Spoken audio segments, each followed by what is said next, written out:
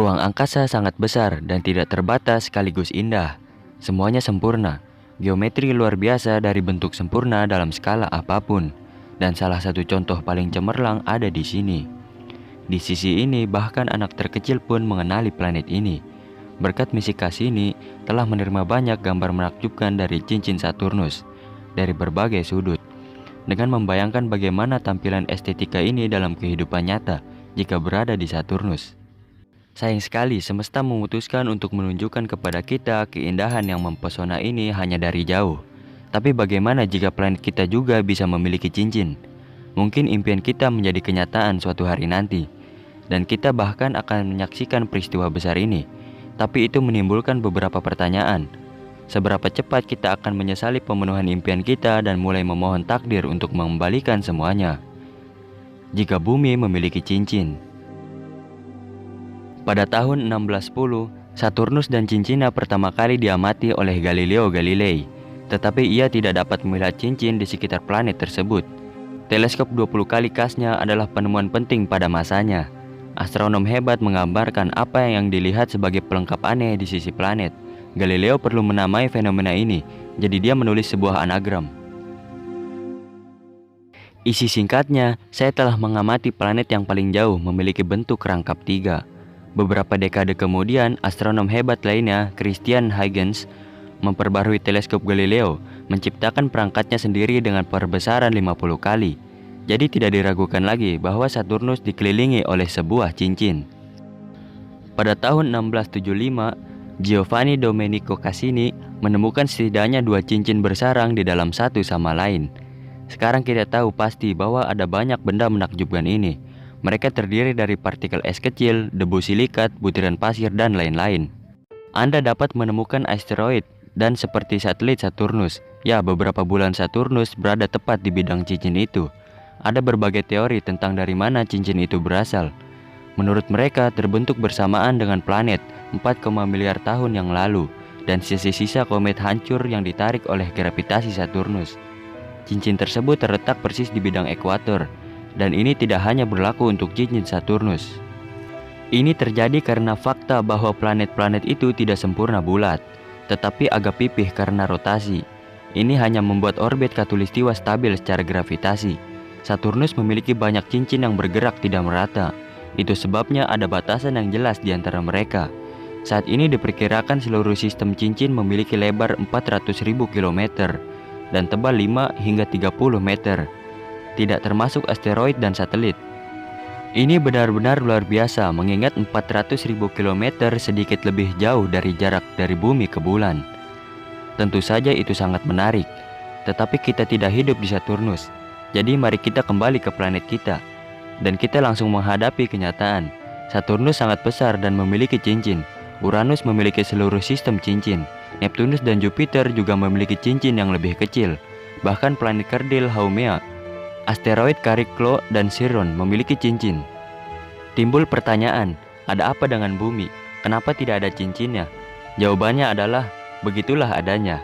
Ini bukan salah siapa-siapa, tetapi mungkin mereka sebelumnya 4,5 miliar tahun yang lalu, 2 planet bertabrakan. Salah satunya adalah ukuran bumi, yang lainnya adalah ukuran Mars. Yang kedua hanya menyentuh yang pertama secara tangensial.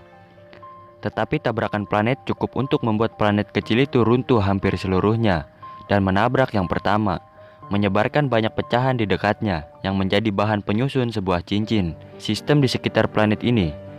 Kemudian satelit planet pertama terbentuk dari sisa-sisa planet kedua dan materi dari cincin. Apakah Anda sudah menebak? Ini tentang bumi dan planet hipotesis Theia. Skenario ini memunculkan teori dampak raksasa, sebuah hipotesis umum tentang pembentukan bulan. Ini semua akan sangat menarik jika kita memiliki mesin waktu. Tapi tunggu, bagaimana jika cincin bumi akan tiba-tiba muncul sekarang? Ini mungkin tampak luar biasa. Bagaimana mungkin? Tapi setidaknya ini tidak bertentangan dengan hukum fisika dan penyelarasan gaya saat ini di tata surya. Misalnya asteroid besar akan terbang mendekati bumi, itu akan ditarik oleh gravitasinya dan secara bertahap mencapai batas Roche. Ini adalah jarak kritis di mana yang lebih kecil mulai runtuh karena jatuh terhadap gaya pasang surut. Fragmen asteroid akan bertabrakan, pecah menjadi potongan-potongan kecil. Mereka secara bertahap akan berbaris di sepanjang ekuator dan membentuk cincin planet. Bayangkan cincin-cincin itu sudah terbentuk. Seberapa besar cincinnya? Agar tetap relatif stabil, cincin harus berada jauh di atas eksosfer, batas bawah lapisan paling atas atmosfer kita, yang berada di atas 10.000 km dari permukaan bumi. Secara teoritis, cincin dapat memanjang lebih jauh hingga puluhan ribu kilometer. Tapi kemungkinan besar tepi cincin bumi kurang dari 5.000 km. Lebar diameter seluruh sistem akan sedikit lebih dari 40.000 km. Ini jauh dari ukuran cincin Saturnus yang berjarak ratusan ribu kilometer. Namun jika diamati dari bumi, tetap akan menjadi sesuatu yang megah, karena cincin bumi terdiri dari debu silikat, butiran pasir, dan kerikil. Mereka tidak akan bersinar seterang cincin es Saturnus, tapi percayalah itu akan terjadi cukup untuk menanamkan rasa kagum. Cincin akan terlihat dari mana saja di dunia, lebih jauh, lebih sedikit, tergantung pada garis lintang pengamat. Bahkan di kutub utara dan selatan, busur cincin kecil akan terlihat di cakrawala. Di garis lintang sedang kedua belahan bumi, orang akan mendapatkan pemandangan terbaik. Misalnya dari New York, cincinnya akan terlihat seperti lengkungan raksasa yang lebar melintas seluruh langit dari sisi selatan. Dan di ekuator, cincin-cincin itu akan terlihat ujungnya tepat di zenit. Garis berkilau halus dari satu cakrawala ke cakrawala yang berlawanan dengan sudut siku-siku. Ini akan lebih keren daripada pertunjukan laser dimanapun. Pemandangan yang lebih aneh lagi akan dinikmati dari khatulistiwa pada saat equinox. Matahari akan melintasi langit tepat di puncaknya, dan cakramnya akan terbagi persis setengah dengan strip sempit tepi cincin. Dicoret menjadi dua dengan garis hitam. Matahari akan terlihat seperti lentera raksasa. Cincin akan terlihat siang dan malam. Pada malam hari, cincin tersebut akan bersinar seperti puluhan atau ratusan bulan, memantulkan cahaya matahari terbenam. Kecuali ekuator dan kutub, sebagian besar planet tidak akan mengalami malam seperti yang kita ketahui. Dalam cuaca cerah, cincin juga akan terlihat jelas di siang hari. Mereka akan memiliki rona putih keperakan yang sama dengan bulan siang hari. Tapi ini hanya sebagian kecil dari gambaran keseluruhan. Bumi akan membayangi cincin-cincin itu pada siang hari. Seseorang dapat mengamati pergerakan bayangan planet di sepanjang cincin, mencabik-cabiknya di tengah, atau ketika melihat dari garis lintang yang berbeda, pengamat bisa melihat bayangan bumi dari sebagian cincin. Tapi ada jauh lebih dari itu. Keajaiban yang sebenarnya akan terjadi ketika matahari melewati langit di balik cincin. Mungkin sebenarnya area tidak akan menaungi matahari sepenuhnya, tetapi membiaskan dan menyebarkan sinarnya. Melewati bidang cincin, sinar matahari bisa menjadi oranye atau merah seperti saat matahari terbenam. Mungkin kalian yang paling mudah dipengaruhi sudah terpikir, andai saja kita bisa melihat pertunjukan cahaya yang aneh ini. Tetapi astronom manapun akan ngeri dengan prospek seperti itu, dan memang seharusnya demikian, karena keajaiban menawan ini memiliki kelemahan yang sangat menyeramkan.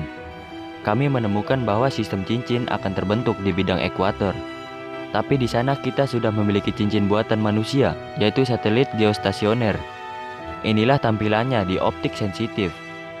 Jadi kemungkinan besar kita akan kehilangan satelit. Beberapa dari mereka akan dihancurkan oleh pecahan, dan beberapa akan meninggalkan orbit karena gangguan gravitasi. Jika ada yang tersisa, mereka pasti akan mengalami kegagalan fungsi. Komunikasi satelit, televisi, observasi meteorologi, dan banyak lagi mungkin sia-sia. Dan kita tidak hanya dapat meluncurkan satelit baru, tetapi kita juga tidak memiliki cara untuk menjelajahi ruang angkasa. Tetapi itu bukan masalah besar. Pada akhirnya NASA akan menghasilkan sesuatu, dan peradaban secara bertahap akan berubah. Mengapa tidak? Tetapi cincin bumi akan memberi kita begitu banyak masalah, tidak hanya NASA. Tetapi bahkan Chuck Norris tidak dapat mengatasinya. Misalnya, kita semua tahu betapa cepatnya cuaca menjadi dingin begitu senja tiba. Tapi meskipun butuh waktu bertahun-tahun hingga cincin muncul, kita akan merasakan tanda bahaya pertama yang mengganggu sejak hari-hari pertama. Ini akan menjadi sangat dingin, sangat cepat. Menurut berbagai perkiraan, 2 tahun setelah pembentukan cincin, musim dingin di planet kita akan menjadi 2 kali lebih dingin. Iklim akan benar-benar terganggu. Ini tidak hanya akan menyebabkan kepunahan besar spesies. Cincin planet akan memberi kita zaman es baru. Tanaman akan mati dan lautan akan membeku. Orang yang optimis mungkin berpikir bahwa itu tidak terlalu buruk. Seiring waktu, cincin-cincin itu akan menghilang, dan kehidupan di planet ini akan berkembang dengan kekuatan baru.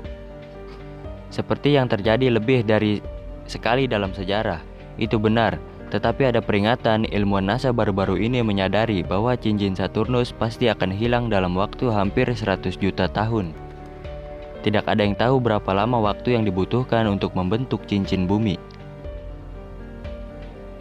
Apakah kamu masih ingin melihat cincin bumi secara nyata?